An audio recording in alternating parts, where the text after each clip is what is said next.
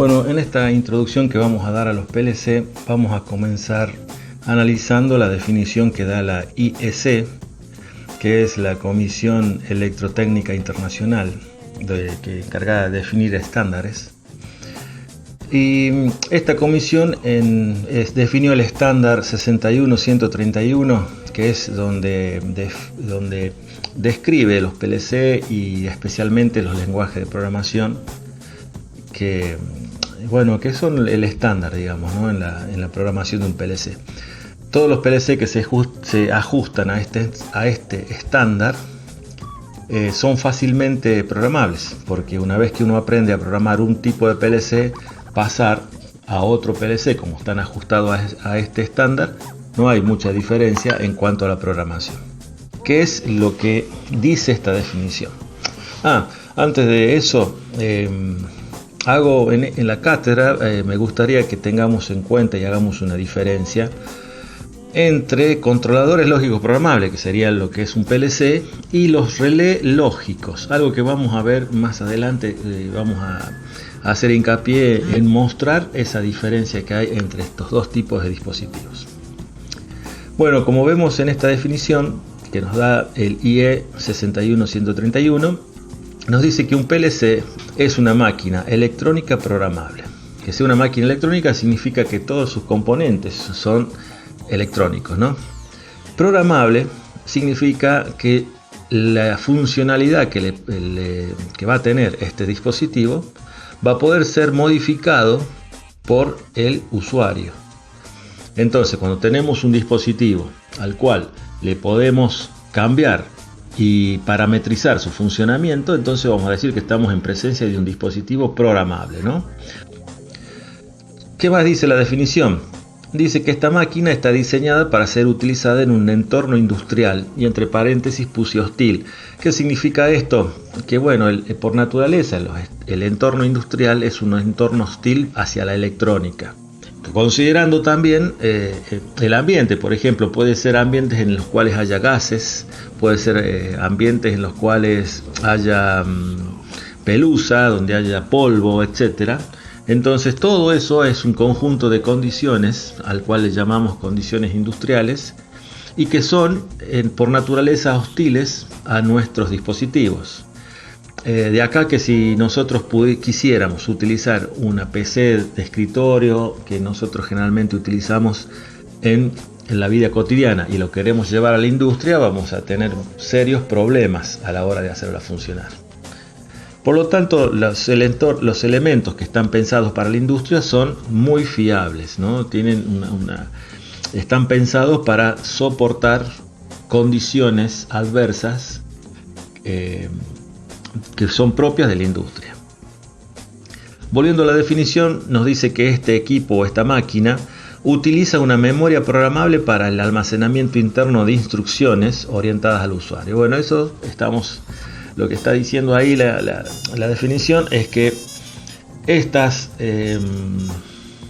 este programa se traduce en definitiva en instrucciones que son memorizadas.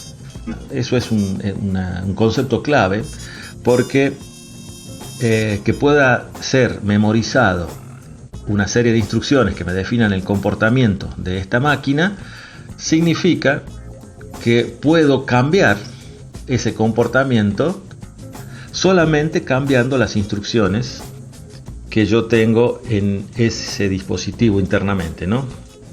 Y que está orientado al usuario significa que está pensado para que esa programación sea lo más simple posible. ¿Qué más dice nuestra definición? Dice que esta máquina está pensada para implementar soluciones específicas tales como funciones lógicas, que es lo que ya vimos en nuestra asignatura, funciones secuenciales, que es algo que vimos hace poco, más concretamente temporizadores, como son que ya vimos nosotros temporizadores, vimos algunas formas de cómo podríamos implementarlo de manera modular, contadores o recuentos, como dice esta definición, que son lo que también vimos, y lo que agrega esta definición son funciones aritméticas. No estudiamos con profundidad las cuestiones aritméticas, pero más o menos ya sabemos que se puede representar numéricamente de manera digital. Por lo tanto, todas las funciones que tiene un PLC son en definitiva un resumen de todas las funcionalidades que estuvimos viendo a lo largo de toda la asignatura. Por lo tanto, podríamos decir que el PLC lo que haría sería englobar los elementos discretos que hemos estado estudiando en un solo dispositivo, y a su vez ese dispositivo va a ser programable. Muy bien, volviendo a la definición, nos dice que el objetivo de esta máquina va a ser controlar mediante entradas, salidas, tanto digitales como analógicos, diversos tipos de máquinas o procesos. Y ahí está una de las cuestiones más relevantes de este dispositivo. En definitiva, que puedas tener entradas y salidas y pueda programar es lo que en resumen yo debo hacer cuando tengo que pensar en una programación de este dispositivo. Y lo otro que es digno de destacar es que hablas de entradas y salidas tanto digitales como analógicas. Nosotros habíamos dicho que íbamos a trabajar con elementos binarios, por lo tanto vamos a centrarnos en las entradas y salidas digitales. Bueno, vamos a ver cómo es la arquitectura interna de un PLC. Como vemos acá en este slide, prácticamente un PLC tiene la misma estructura que un sistema digital programable como es la PC o como es un microcontrolador. Su base es esta unidad que se llama CPU, unidad central de procesamiento, que tiene como función el coordinar el funcionamiento de todo el hardware que está asociado a él y de interpretar las instrucciones que nosotros le demos a este hardware. Esta CPU o esta unidad se conecta con todos los elementos que son periféricos a este dispositivo. Esa conexión entre la CPU y el resto de los dispositivos los estamos dibujando en este esquema con esa línea negra. Entonces, como podemos ver, esta línea conecta tanto memorias, como vemos que hay tres tipos de memorias, como las entradas y las salidas. Entonces, veamos los tres tipos de memoria. Tenemos memoria RAM, esa memoria es la memoria de trabajo, es donde generalmente se crean lo que llamamos nosotros variables. Por ejemplo, si yo defino un sensor, ese sensor va a ser definido para nuestro programa como una variable, y eso va a estar almacenado en memoria RAM. Pero también tiene memoria flash. La memoria flash es la que nosotros conocemos y utilizamos normalmente en los pendrive. Por lo tanto, como vemos, esas memorias pueden ser escritas y leídas fácilmente, y tienen la particularidad que una vez que son escritas, lo que nosotros hayamos escrito en esa memoria, cuando desenergizamos, es decir, cuando apagamos este instrumento, lo que nosotros hayamos escrito ahí queda memorizado. A diferencia de lo que sucede en la memoria RAM, que cuando nosotros escribimos, eso que esté memorizado en la RAM se pierde cuando apagamos nuestro instrumento, cuando le sacamos la energía. Y también puede tener memoria ROM, que eso generalmente está asociado a cuestiones que tienen que ver con el inicio del PLC, que no tiene mucho sentido estudiarlo, el tema de la memoria ROM, porque esa es una memoria que le da el fabricante. Entonces, básicamente, ¿qué nos interesa a nosotros de la memoria? La memoria RAM y la memoria flash. La memoria flash es donde nosotros vamos a poder programar. Por lo tanto, cuando nosotros programamos un PLC, lo que hacemos es poner las instrucciones en la memoria flash. Cuando el programa empieza a funcionar, lo que hace el PLC es utilizar variables, y esas variables están en la memoria RAM. Bueno, ¿qué más tiene esta arquitectura interna? ¿Qué más consideramos? Y bueno, consideramos tanto las entradas como las salidas. Estas entradas y estas salidas están adecuadas según las necesidades eléctricas que habíamos dicho anteriormente. Y pueden ser de dos tipos, pueden ser analógicas o pueden ser digitales. Nosotros vamos a tomar en cuenta solamente las digitales, las que son binarias. Por lo tanto, cuando nosotros trabajamos con un programa, cada una de esas entradas o esas salidas la vamos a ver como si fuera una variable. Ya habíamos dicho que las variables se implementan dentro de la memoria RAM. Y cuando trabajemos con las entradas y las salidas, para nuestros ojos de programador, tanto las entradas como las salidas van a poder ser vistas como si fuera una variable más.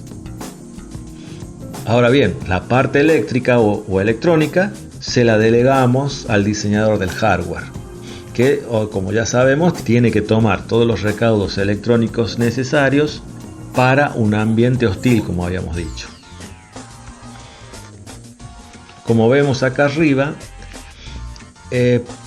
generamos o exponemos un módulo al cual le llamamos fuente de alimentación. ¿Y por qué lo consideramos como algo tan importante a la fuente de alimentación? Justamente por lo que decíamos. La fuente de alimentación se convierte en una entrada más que vamos a tener hacia el PLC, que se conecta con todos los dispositivos internos. Por lo tanto, si nuestros dispositivos son sensibles a las variaciones bruscas de tensión, a los golpes inductivos, quien debe soportar todo eso debe ser nuestra fuente de alimentación. De aquí es que lo ponemos como un módulo importante. Por último, otro módulo importante es este de abajo, que le pusimos de nombre de comunicación. Este módulo es el que nos va a permitir a nosotros comunicarnos con otros dispositivos que no tienen que ver con las salidas ni con las entradas, sino que van a implementar protocolos especiales. Como por ejemplo, cuando nos interesa comunicar nuestro PLC usando un protocolo determinado con, por ejemplo, una PC. Y bueno, en el momento que vamos a programar, nosotros programamos en un software en la PC y eso se tiene que comunicar al PLC para que nosotros podamos bajar el programa desde nuestra PC hacia la memoria flash de nuestro PLC. Por lo tanto, necesitamos un medio de comunicación. Ese medio de comunicación o ese módulo de hardware que sirve para establecer este tipo de comunicación lo graficamos en este rectángulo de abajo. Ahora bien, ¿para qué más nos puede servir este módulo de comunicación? Bueno, en PLC que son del tipo modulares, es decir, que tienen separadas las entradas, las salidas, cada uno de este hardware constituye un módulo separado y especial. Podríamos comunicar, por ejemplo, con esos módulos, o inclusive nos podríamos comunicar desde un PLC con otras unidades de trabajo del PLC. Es decir, podríamos tener dos PLCs que estén funcionando de manera paralela y la comunicación entre ellos lo podríamos hacer mediante un módulo de comunicación. Por lo tanto, esa comunicación también estaría incluida en este rectángulo azul que vemos acá. Y por último, por ejemplo, otra comunicación que es muy interesante a la hora de trabajar con los PLC es la HMI, es decir, si nosotros necesitamos tener una pantalla que nos permita tomar información sobre un determinado proceso, y ese proceso o esa información es generada por el PLC lo podría comunicar a través de una pantalla. Por lo tanto, necesitaríamos un módulo que se comunique con esa pantalla y nos muestre los datos que estamos necesitando. Entonces, de ahí la importancia que le damos a este rectángulo de abajo azul, al cual le hemos puesto el nombre de comunicación.